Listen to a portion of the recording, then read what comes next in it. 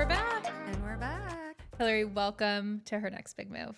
Thank you both so much for having me. We're so excited to have this conversation today. We got to kind of get into it a little bit before we started recording, but there's so much to unpack here today. We're really excited to pick your brain and really just share a lot of education that I feel like is really needed right now. Yeah, you're such a pioneer in the clean beauty world, and there's so much that we want to know. But as we kick it off, we kind of like to take it back from the beginning to understand kind of how you got started in your career. If you think about that moment of when your career really started, can you take us back there? Relative to my interest in clean beauty, it was really ignited by a cancer diagnosis in my 30s.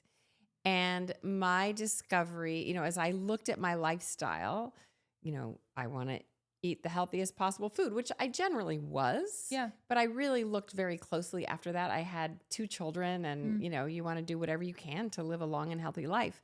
And something I discovered that I absolutely did not know is that what goes on your skin goes into your body. And that's something I learned from a cord blood study that the Environmental Working Group and the Campaign for Safe Cosmetics did in 2005.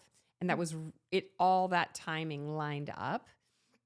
So I learned about that from the study. Then I looked at the toxins that were in my personal care products.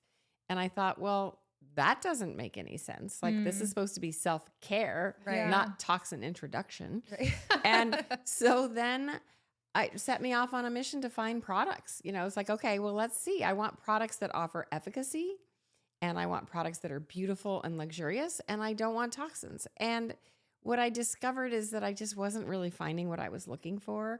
And ultimately I realized, okay, I need to set off on this mission to prove that products that prioritize the health of people and the planet can be the most effective. And that's really important to me because, you can talk about clean and clean is very important to me. But what's equally important to me is this misconception out there that you need to accept a trade-off, that you have to sacrifice health for results. And, that applies to all the products that I have in my home, my deodorant, my hair care, my cleaning products. I use beautiful products that I love. And of course, I feel that way about True Botanicals and they're non-toxic. And I do believe there's perception out there that, you're either going to get efficacy or clean. And we're really about busting that myth. So that's how I got involved. That's what set me on my path. That feels like a lot of things that happened to maybe lead up to where you are today, though. Yeah. Kind of walk us through that journey as you were kind of going through maybe all your products and you were like, wow, really there isn't a solution out there. What was kind of that first step of like, well, I'm going to do it. I'm going to create it myself. How did that kind of get started? So I had a business background in marketing and I've always been a seeker.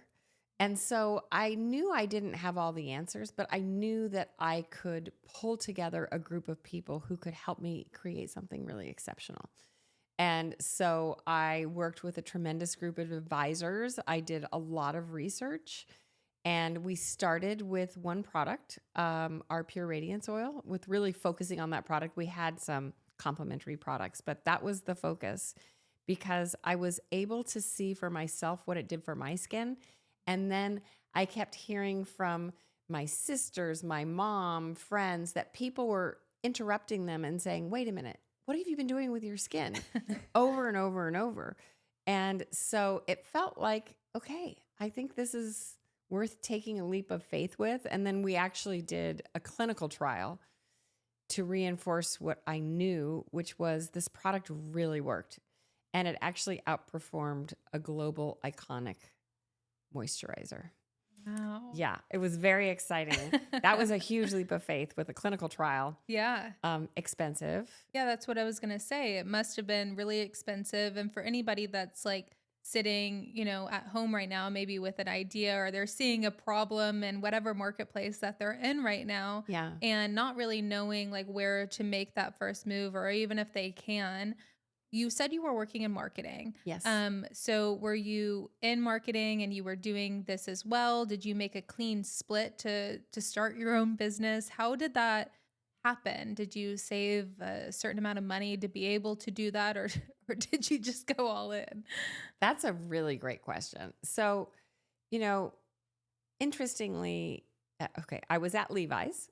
Okay. Love that brand. And you were doing marketing at Levi's. Marketing at Levi's. Love, love, love. Learned so much there. I was there for over 7 years. Mm. Then I continued to work through having twins and thyroid cancer Wow. At Levi's. at Levi's. And I woke up one day and looked at my husband and said, this is too much for me. Yeah. Twins, thyroid cancer.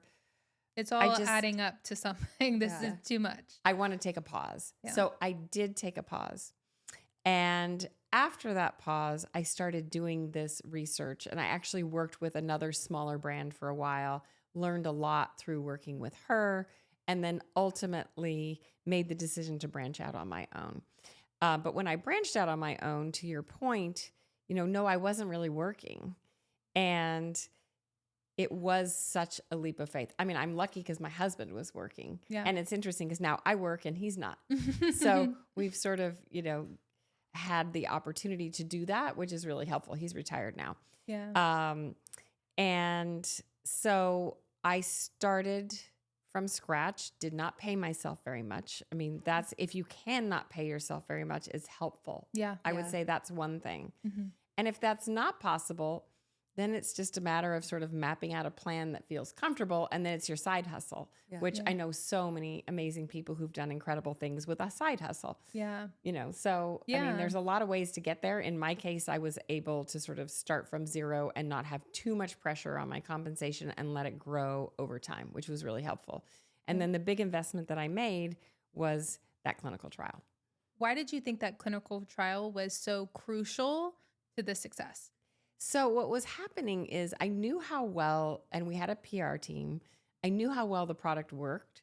And I was meeting with editors in New York, and they were so lovely. I mean, it was really great, but you could tell the products might be just going straight into the drawer versus home and trying it. We were definitely getting some buzz because there were a lot of people liking the product a lot, but we just didn't have that momentum of like, wow, this is amazing. Editors are all talking about it. And because I knew the product worked so well, I just had this feeling that this is the thing that was going to get them to take the product home and use it. And it was. So what got me to do it? I would say it was skepticism about the efficacy of the product and also unfamiliarity with the idea of using a face oil as a moisturizer. And I still today believe face oils are just the ultimate moisturizer. And now we have incredible wax-free moisturizers to complement face oil, but like face oil is at the core of our brand. Yeah, I think so many people just don't really have the education on what goes on to their skin. Yes. Right? People just are putting on products, even the name brands. They're like, oh, I trust this because it's a big brand. Right. Right. And they think there is that transparency when there's absolutely no transparency. So you going through kind of that process, getting the clinical trial, how did you really start to teach people that? Like, obviously you had the science kind of backing it now, but how did you start from a marketing perspective to educate your customer? Such a good question. And it's a two-pronged question because we're talking about, on one hand, efficacy, the efficacy of the face oil and the fact that it outperformed a leading conventional brand. And on the other hand, we're talking about non-toxicity, safety. And interestingly, from my perspective, the best way to answer both of those questions is through independent certifications. On one hand, we do independent clinical trials. On the other hand, in terms of product safety, I think one of the biggest challenges in the beauty industry today is that there's this complete confusion about what is clean. And unfortunately, it's diluted people's belief in whether or not brands are truly clean because everybody's claiming to be clean. Right. It's become like a buzzword in marketing now for beauty, it seems like. Yeah. And I just have to say, I'm here to say, I am not going to let that happen. Yeah. I'm certainly not going to let that happen for True Botanicals because non-toxicity is just too important. Yeah. I mean, I don't know if you know about the most recent trial about phthalates and gene expression in breast tissue, but they had women not remove exposure to parabens and phthalates for 28 days And after 28 days, the gene expression turned off in breast tissue for breast cancer. Wow. So Wow. they showed that those ingredients do increase risk positively for breast cancer.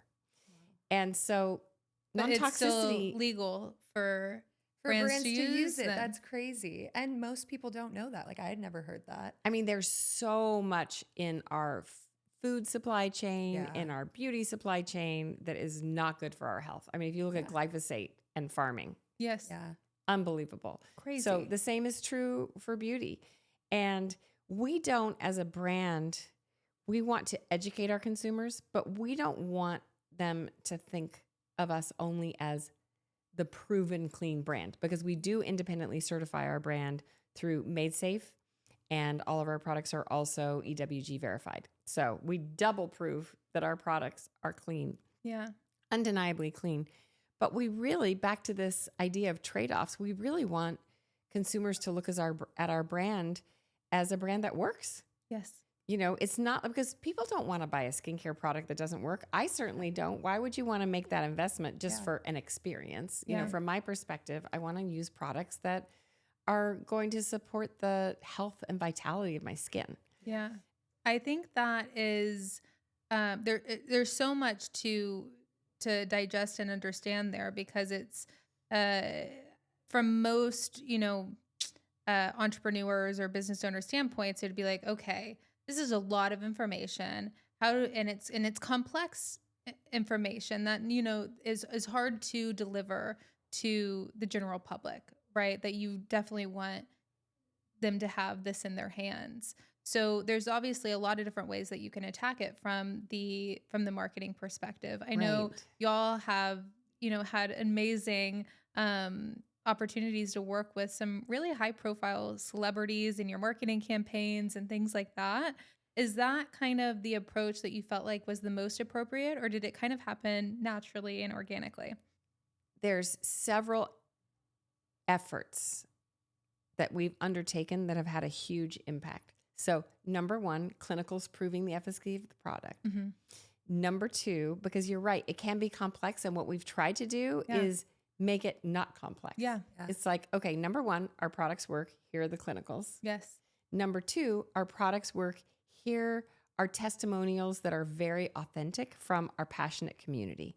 Mm-hmm. And that can be from celebrities, that can be from all different types of influencers, that can be from our customers. You know, that there's this very passionate group that feel like, wow, these products are different and we love them and we want to talk about them. Mm-hmm. I'm very proud of the fact that our retention rates far exceed industry standards. And so that is how you can harness the passion of this community. So these are celebrities who were using the products, really wanted to talk about them. And I often say, I think the only reason that they had such a significant impact on helping us grow our business was because they genuinely used and loved the products. Right. Yeah. Otherwise, I just don't think it works, you know, and it's equally as important for us that, you know, consumers hear from our customers, they hear from influencers, they hear from print media. Yeah. Yeah. Do you think that print media, in terms of a way to get your name out there and to get that recognition, is still a big player these days? I think it all matters. The way we like to look at it is it's an echo chamber, you know? And so if consumers are hearing about you from so many different angles, it inspires them to take the leap of faith, because it is a leap of faith. Yeah, it totally is. I'm curious, as you were starting to develop these products and get them to the consumers, what was kind of your plan? Were you always like, okay, I want to be e-com, or I want to go into retail, or did you have kind of a strategy, or did that just kind of naturally unfold too? We did have a plan. And at that time, e-com was really just blowing up. Well, actually, I would say it was we started the brand just before it started to blow up, but you could see hints of it. Yeah. And what year was this, just so people can identify with? So that was in 2015. That was in 2015. Amazing. And it was really picking up speed. And we felt that it made so much sense to be a direct brand because we could tell our story. Social was very supportive of the storytelling. The momentum happened on its own, particularly with the support of testimonials, press, clinicals. It just sort of all came together and we built momentum very naturally. And so it made a lot of sense to be an e-com brand. Interestingly, I mean, and this is where we were talking earlier today about, what does it take to be an entrepreneur? Things change. You don't know what's coming. And a big thing that changed was all of the privacy regulations and how that made it so much harder to reach consumers in the way that we were before. So I would say today, while we initially set out to be a D2C brand, it's very clear to us today that the most powerful thing that we can do is to be an omni-channel brand. Back to that point of being everywhere that the consumer is looking for us. Yeah. And so we're very excited about our early success at retail. We have an incredible partnership with Nordstrom, Detox Market, Credo. It's been fantastic. So we are in the process of focusing on being an omni-channel brand while still nurturing our D2C business. Yeah. That's amazing. Yeah. And I know that you kind of made that transition during the pandemic and as everything was kind of shifting. Could you kind of talk us through that? Because I feel like most people were kind of pulling back and definitely not jumping all in, where it sounds like you did and got a lot of success from that. Well, it was interesting because I would say we were laying the groundwork during the pandemic, which was pretty great. We were meeting with retailers, getting it all set up, and that was helpful. Our D2C business did very, very well during the pandemic because people were looking for personal care and they found us. And so in a way that sort of gave us a bit of a buffer as we moved into retail. So the timing actually, in that sense, really worked out beautifully. We were laying the groundwork. But for instance, we had a spa that we had just opened up in San Francisco. Right at the beginning of the pandemic. I mean, not everything works perfectly. I want all aspiring entrepreneurs. Yeah. So we shut that down immediately. And I'm so glad we did. That was the best decision. And we moved our offices out of San Francisco and into Mill Valley. That was also very lucky because, San Francisco went through a pretty tough phase and we've been very happy to be in Mill Valley. Now San Francisco's coming back. Yeah. It's so amazing to sit here with you and you're so humble and to know like where you came from is just this idea that you had and you started it really from like nothing, right? Like you weren't funded, you you were really maybe bootstrapping it if you would call it that for the first couple years until you really kind of laid the groundwork to maybe take on some investment and build a team and hire a CEO and things like that. What are some of those lessons that you learned along the way in order to kind of get to where you are now in this point of, would you do it in the same way, I guess, is what I'd like to know. I come from the perspective, it's funny, as a mom, as an entrepreneur, as a friend, I never question how I did it because you just make the best decision at every step. At the same time, and that's my philosophy. Yeah. Otherwise, I get really hung up. I mean, I can be tempted to get hung up back there. But I think, I have that appreciation for the fact that each step led to where we are today. And I'm so thrilled to be here, So in that sense, I would do it the same way. Something really important I've learned through the process of being a founder, it's a certain personality that takes that leap of faith, that's willing to do 5 things at once, take on all the different jobs. I'm such a seeker, researcher, super passionate, love communicating with people. That's not necessarily, that all doesn't add up to I would be the best CEO for a business of our size today. And so if I had one thing to say to founders out there, it would be that there may come a moment where it's time for you to find somebody who's going to do those things in the best way possible, who has had a career. I mean, my CEO, Sandy, is so incredible. She's been in beauty for over 35 years, her whole career. She's an incredible manager. She inspires our team. I just watch how she manages the team and I'm like, wow, like that's what a career of doing that builds in a leader like her. And I just feel really lucky that I found her. And so I would say as a founder, not resisting that moment when it comes, but rather knowing it actually could help you enjoy your job so much. I love what I'm doing now. I do the stuff I love the most. And she's an amazing partner. She's built an incredible team that I love working with. So it's a wonderful transition. And unless you've done it before, it feels a little clunky. Yeah. Yeah, I'm sure. And I'm sure going through kind of that transition was maybe, kind of getting comfortable with kind of new roles and getting kind of reacquainted with everything. But I'm curious, as you first started, because it was really just you kind of going from passion, what were some of your first hires that you brought on? So I started with a team of people who are still dear friends, which is really wonderful. And 2 of the 3 still work at the company. Wow. Amazing. And, we were all moms in Mill Valley with great business experience who, like me, different, varied business experience. One of the other hires also worked at Levi's, who just sort of came together to make this happen. And it's wonderful to see how we've all grown with the company, how much they still enjoy their jobs. So the first 2 hires were literally somebody to make the product. Important role. That's And a then- pretty crucial one. And then somebody to manage inventory, ship the product. I mean, we were doing everything. We literally started making the product in blenders. Formulations Wow. were very sophisticated. In blenders. Wow. Yep.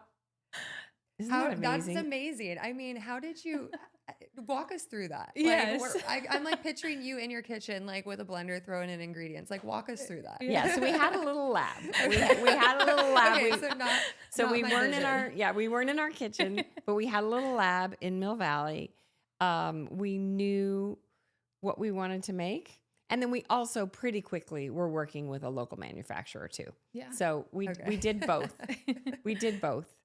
But we would test things out ourselves. Yeah. And it's interesting because I was just talking with another skincare founder the other day of a very big brand, and she did the same thing Yeah. in her kitchen in Mill Valley. Yeah, that was back in the days. So those were the first 2 hires. And from there, we really started to build out the team, in terms of digital team, marketing team. And were you pretty bootstrapping quickly. that? Were you bootstrapping every dollar that came in? You were then saying, okay, now we're ready to hire again. We're ready to hire again. Yes, we took it to 2 million without any outside funding. Amazing. Wow, that's amazing. It was exciting. It was an amazing experience. How did you know you were ready for the funding? I had this feeling that we were really at the right place at the right time and that we needed to run with it or we could be left behind. And so, for instance, the funding is what helped make it possible for us to bring on Olivia Wilde as a spokesperson. And she was somebody who loved the products, used the products, had just had a baby. She was just an amazing spokesperson for the brand. And she really helped us reach a much broader audience. So it was just, I guess the best way to say it was go time. Yeah. Yeah, Totally. I love that. Trusting that like entrepreneur like intuition of knowing when to kind of step and make those moves. I love that. Your story's been so inspiring, and it's fascinating kind of seeing your journey of where you've gone, where you started and where you're going. We always like to know, what do you see on the horizon? What is your next big move? So what's really important, it's back to the conversation that we were having about trade-offs and the fact that trade-offs aren't necessary. You can use incredible products that are non-toxic. So what's most important to us as part of that equation is to be innovators. And we started with the face oils. We are, according to the numbers that we've seen, the largest face oil in the country. We have a very loyal following who loves now moisturizing with face oil, which was very unique at the time. Our next innovation was Chibula, which is this incredible antioxidant. It's a cascading antioxidant, so it lasts as long as it's on your skin. Most antioxidants burn out pretty quickly. So the strength of that antioxidant has powered now our number one selling product, which is our Chibula Active Serum. And then our third innovation over the past 3 years is our retinol products that are made with Peptilium, which is an upcycled. It's made with upcycled cranberry pulp. Unbelievably, Amazing. nature is so powerful and amazing, because our retinol products are 2 times stronger and work 2 times faster than traditional retinol. That's what the clinicals showed with Peptilium on its own. And then we never just rely on the ingredient clinicals. It's really important to us that we also take a look at, okay, well, how are we performing against the number one retinol product? So we did that, and our product outperformed the number one retinol product with this incredible potent ingredient from nature that's totally safe. And by the way, doesn't irritate your skin. So again, no trade-offs. Yeah. So I'm sharing these stories about innovations that have really helped to bring our brand forward as this industry continues to be increasingly competitive. And what's really important to us is to continue to innovate and to continue to help people discover that the most potent ingredients, the most potent formulas for skin vitality, for skin health can be found in nature and can be completely non-toxic. We can have it all. We really can. When it comes to skincare, when it comes to skincare, we really can. Yeah, that's incredible. As you look at maybe other entrepreneurs out there of, a piece of advice that they need to know that you could pull from your experience and share with them today, what would be one piece of advice you'd like to share? One of my favorite quotes, and I rely on it all the time, is a quote from Joseph Campbell. And he says, "We must be willing to live the question until we're ready to live the answer." And there are so many days as an entrepreneur still where I feel like, I do not know exactly what to do. And I've just learned to live the question. And the answer always comes. And developing that trust has made my job so much more enjoyable and so much less stressful versus like trying to force an answer on Friday afternoon at 3:00. Like, you know what? It's going to work out. Yeah. It's going to work out. Let's think about what makes the most sense. That's beautiful. I love your spirit. The other thing I'd love to ask is, who is another entrepreneur, maybe female entrepreneur, or business owner that you really admire that you think we should know about? I have gotten to know in this space, in the investment space, female investors, so many incredible warriors who are working on behalf of women and the planet, health and the planet. And one of the women who I consider an incredible warrior is Amy Ziff, who started Made Safe, and Made Safe certifies our products. And this is a woman who, like me, had twins, and she brought them home from the hospital, and they were allergic to absolutely everything. They were allergic to their diapers. They were allergic to soap. They had rashes all over, and she could not figure out what was wrong. And she was a journalist at the time, and like me, a seeker. And she did a ton of research. And what she discovered is toxins in our homes are really hard on us and babies. And she was able to resolve the issue for her children. And then she dedicated herself to building a nonprofit that would help more people learn about toxins in their homes and in the environment so that we can all be healthier. Wow, that's amazing. She sounds like somebody we definitely want to know. Yes. She's amazing. She built it from nothing. And she has the support of some of the scientists I respect the most, really incredible scientists who back up all the work that she does. And so she's really our partner. You know, when people say to us, well, how do we know that your products are really clean? I just very simply say, because we've given that job to organizations whose only job is to have your back, looking at our products and making sure they are what we think they are. We don't do that ourselves. And I think that's really important. Yeah. You know, this self-regulation just isn't working. that's where the sea of clean confusion Right. comes about. And we really want to be a beacon in that sea of clean confusion, a beacon of clarity and integrity. Well, I think that you definitely are. And we are cheering you on fiercely, and big fans, and will be forevermore. So thank you so much for coming on the podcast today. Oh, Thank you thanks. so much for sharing with us. Thank you so much for having me. All right. You guys know where to check out all of the information down in the show notes. And until then, we'll see you next time. Bye. Bye.